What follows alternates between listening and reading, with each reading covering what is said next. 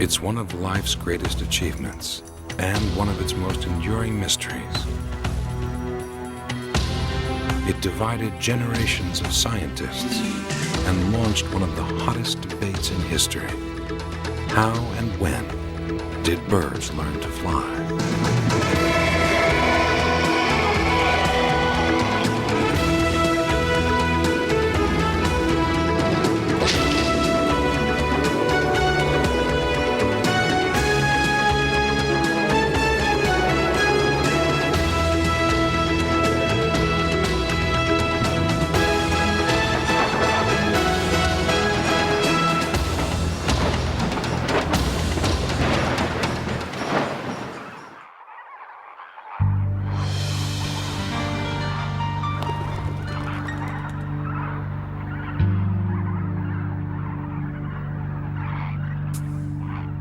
Birds may be the most versatile creatures that ever lived. They can move at speeds of up to 175 miles an hour. They can soar 30,000 feet into the stratosphere and dive 30 feet into the sea. Some migrate 20,000 miles in a single journey. Some can glide effortlessly for days, while others flap their wings over 50 times a second. They come in an infinite variety of shapes and sizes and are found on every continent and in every habitat on Earth. From high overhead, they have witnessed events no other creature has ever seen: the coming and going of the ice ages, the drift of the continents, and the end of the 180 million year reign of the dinosaurs.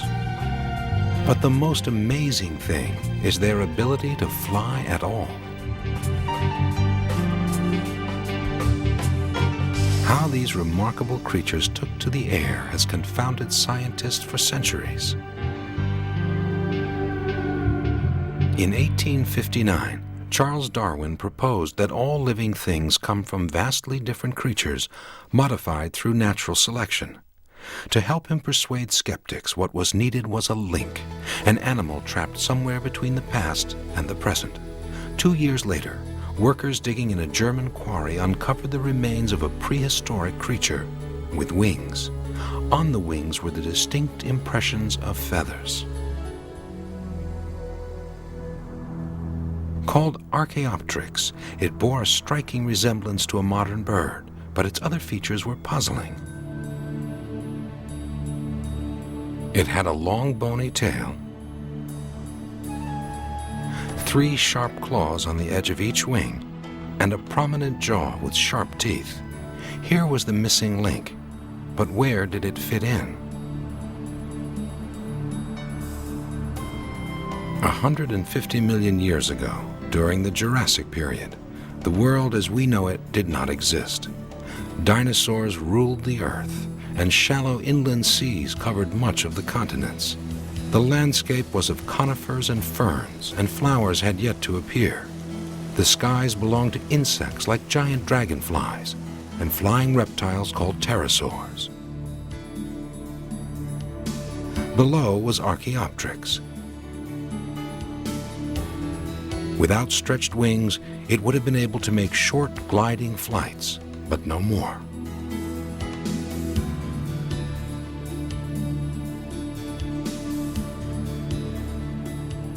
Still, the origin of birds lay unresolved until the discovery of a dinosaur with features reminiscent of Archaeopteryx, the bones in its claws, its long tail, and the shape of its skull. Called Velociraptor, it was quick, agile, and ruthless. One lunge, and it could snatch its prey and tear it apart. Although Velociraptor lived over 80 million years ago, the architecture of its arm resembles the wing of a modern bird. Its discovery revived a 60-year-old idea that Archaeopteryx evolved from a small, 2-legged dinosaur. But what happened next in the bird story remained a mystery. Louis Cheape of the Museum of Natural History in New York has spent his academic life trying to fill in the missing pieces.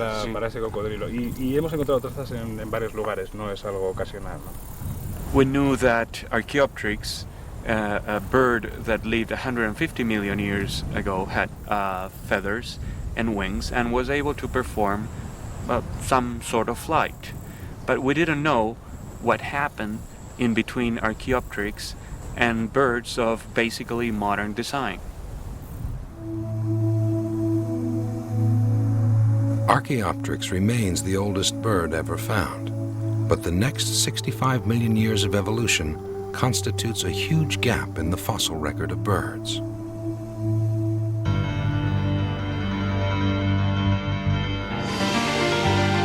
A bird is masterfully engineered to fly. Its bones are hollow and light and not easily preserved. The rarity of bird fossils left a big question unanswered. How did the first gliding birds like Archaeopteryx take to the air? Then, out of the blue, came a landmark discovery in Spain.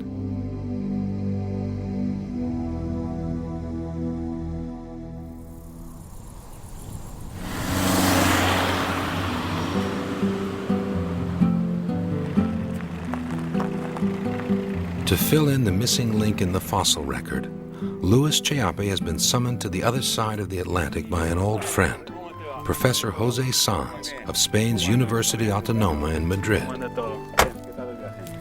Bien, ningún problema. Todo perfecto. ¿Cómo andan las cosas por acá? Nada, aquí trabajando un poquito. This limestone outcrop, called Los Hoyos, was discovered in the 1980s by an amateur paleontologist. Since then, it's become one of the most productive digs in the world. Así que estas son las cuadrículas. Las cuadrículas, cada una tiene un... Over 90% of these rocks have yielded fossils, allowing scientists a rare glimpse of what Las Hoyas was like in the distant past.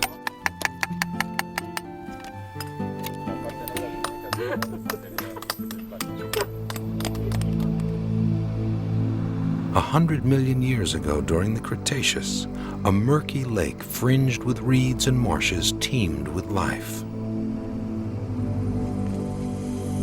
Primitive crocodiles, turtles, fish, and shrimp filled the water, while clouds of insects swarmed overhead. In the background loomed a tropical forest that sheltered dinosaurs, lizards, salamanders, and frogs. Above, the sky was filled with birds. A few, when they died, fell into the lake and sank to the bottom, where they were covered over by sediment. A lack of oxygen in the mud meant a lack of scavengers, ideal conditions for preserving not only bones, but soft tissue and feathers. Every fin and bone, even the scales and cartilage of this prehistoric fish, are etched in exquisite detail.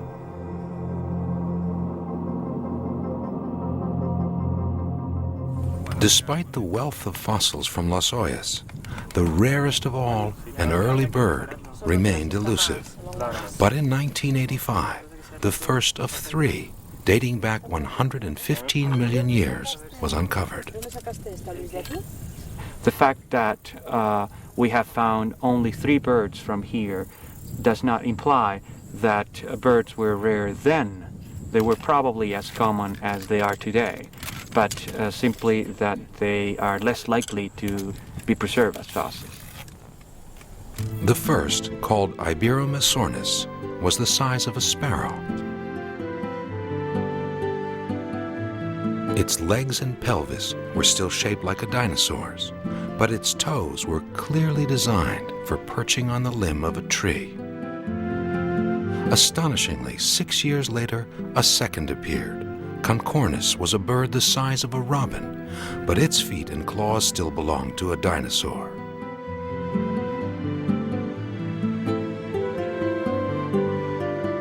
Then, in 1995, came the third, so well preserved that its last meal, a tiny shrimp, can still be seen in its stomach.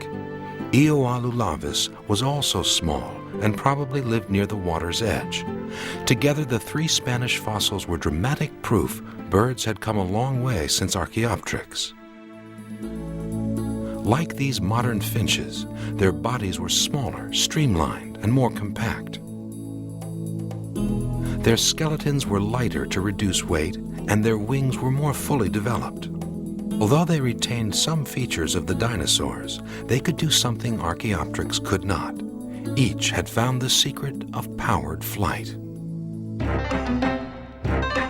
When mankind first tried to emulate the birds, flying looked easy enough. But flapping a pair of crude makeshift wings didn't seem to work.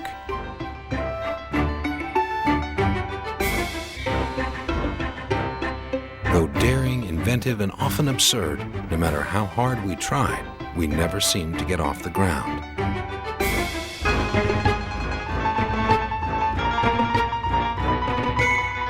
The principles of flight eluded a host of would-be aviators. As antique plane expert Jeff Green well knows, he's long been interested in the history of how man turned to the birds to learn how to fly. We had a famous King of England who tried to do just that and strapped a mechanism to himself and jumped off a tower. And he became, as far as we know, the first recorded statistic of a fatal injury attributed to structural failure. Mind you, they did blame that on the fact he used chicken's feathers instead of eagle's feathers because a chicken couldn't fly anyway. By the end of the 19th century, the dream of flight turned to the study of the properties of air and the aerodynamics of wings. Orville and Wilbur Wright watched vultures gliding through the fluctuating air currents near their home in Ohio and realized that the secret lay in the shape of the wings. They needed to be lightweight but still strong and large enough to produce lift. They also needed an engine to give them momentum and forward motion. In a bird, the power to fly is supplied by its wings. Flying appears graceful and effortless, but a wing may be the most sophisticated of all natural creations. By a complex combination of vertical and horizontal movements, wings not only act like aerofoils to produce lift, but also act like propellers, pulling a bird through the air.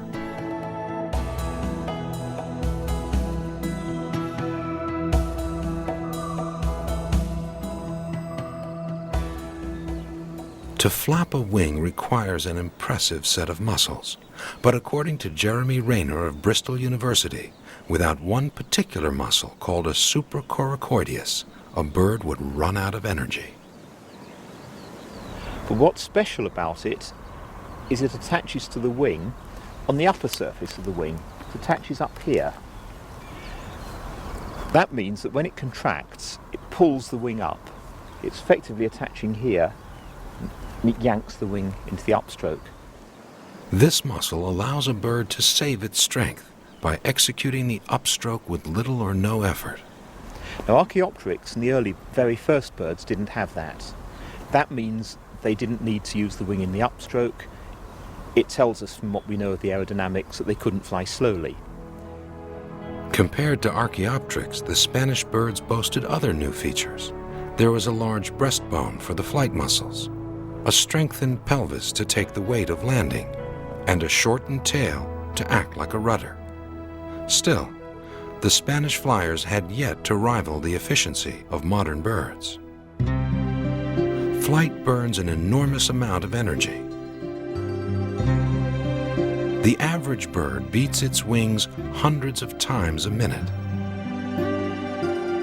Because energy consumption is accelerated, their blood pressure is higher than any other animal, and their hearts are larger. To meet the demands of flight, the anatomy of the Spanish birds was modified. Body functions such as breathing and blood circulation became more efficient, but most dramatic was the change in size. It was no coincidence they were all smaller than a robin. Most of the variation in birds as they learnt to fly happened when they were much smaller. And that helps because being smaller, you're more flexible in what you can do. These constraints of energy and design aren't nearly so strict. Although birds today display myriad varieties, the differences are superficial. The length of their legs, the shape of their beaks, and the color and designs of their feathers are all adaptations to lifestyles, not flying. Underneath lies a remarkable uniformity. There's really only one way you can build a flying bird. If the wing was too big or too small, the animal simply wouldn't be able to fly. And that's also the reason why birds are relatively small. Even the largest flying bird weighs little more than a domestic cat. The perfect ratio of wing size to body weight may keep a bird in the air, but it took the evolution of one tiny bone to bring it down.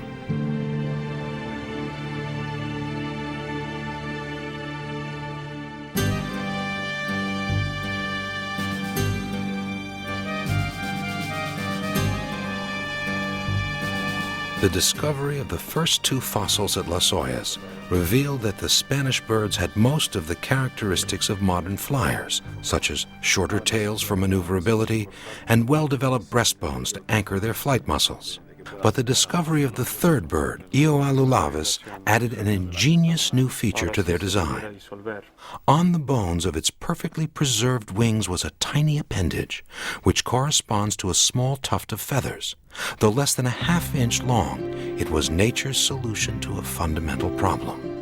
What goes up must come down. Like an airplane, a bird can't land without first slowing down, otherwise it will crash. To reduce its speed, a bird deploys the feathers on a small bone on the leading edge of its wings, called an alula, or bastard wing.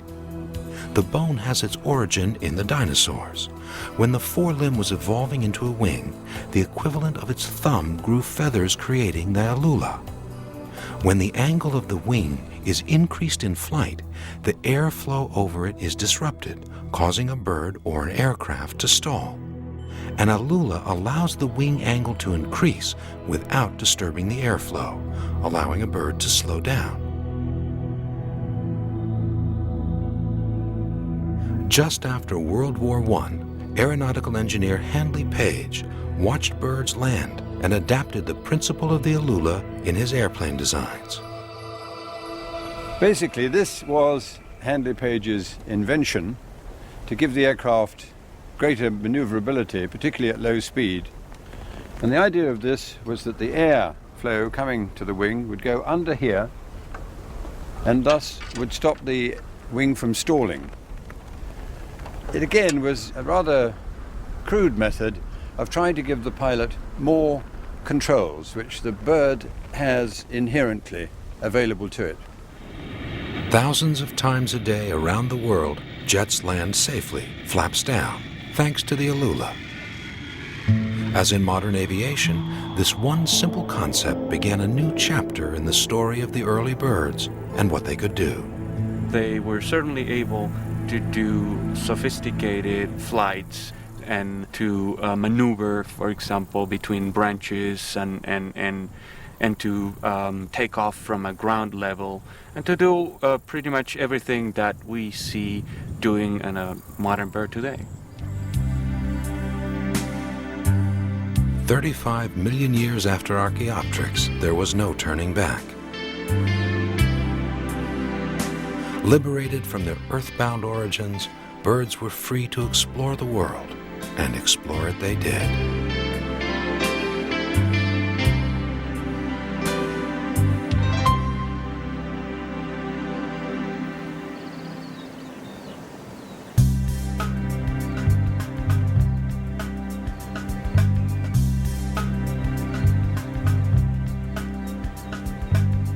Once only able to glide short distances, birds now became accomplished flyers that could travel thousands of miles and stay aloft for days.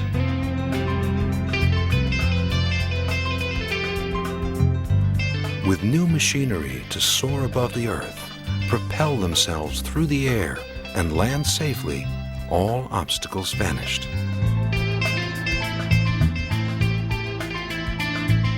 As the unchallenged owners of the sky, there was no competition.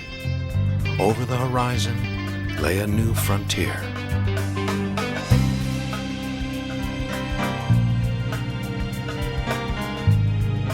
Birds were free to cross oceans and continents, to travel from pole to pole and sample new and exotic environments. Getting from place to place was faster, seeing where they were going was easier, and escaping from predators was quicker. During this time, the Earth was undergoing an extraordinary transformation. Continents were breaking up, ocean currents were shifting, and the climate changing. Out of this upheaval, new life forms appeared, among them the first flowering plants. Flowers with their pollen were an abundant new source of energy for insects and birds. They ushered in a whole new food chain and triggered an explosion of diversity.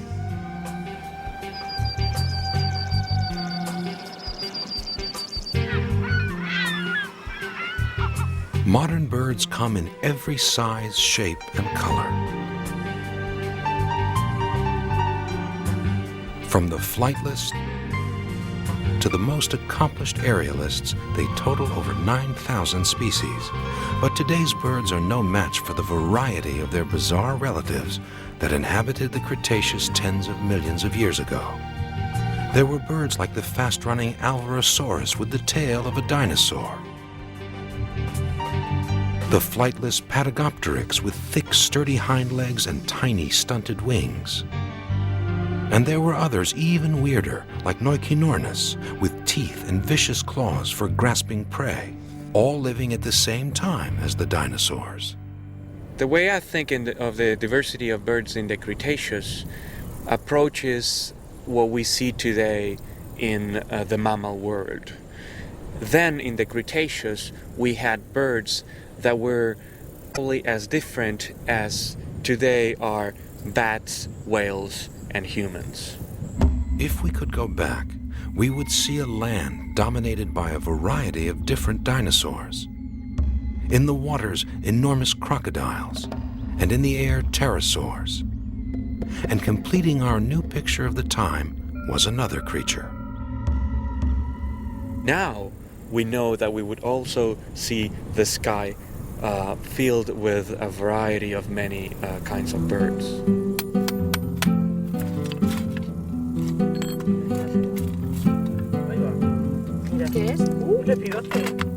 Each new day at Las Ollas is filled with promise. New fossils are constantly being uncovered, but the next bird has yet to be found. One important missing link has been filled in by the discoveries of the three birds, but still the hunt goes on to answer other burning questions on their evolution. Is Archaeopteryx the direct ancestor of the Spanish birds? And were the Spanish birds a direct ancestor to modern birds, or were they just an offshoot? In the meantime, the paleontologists can be satisfied that they have stumbled upon evidence of what may be the greatest turning point in bird evolution. They had learned to fly. Like no other creature on Earth, they soared into the sky. They exploited new opportunities, adapted to new environments, and diversified in infinite ways. In the twilight of the Cretaceous, the birds took one final dramatic leap into the future. 65 million years ago, a handful escaped the fate of the dinosaurs to become one of the most successful creatures that ever lived.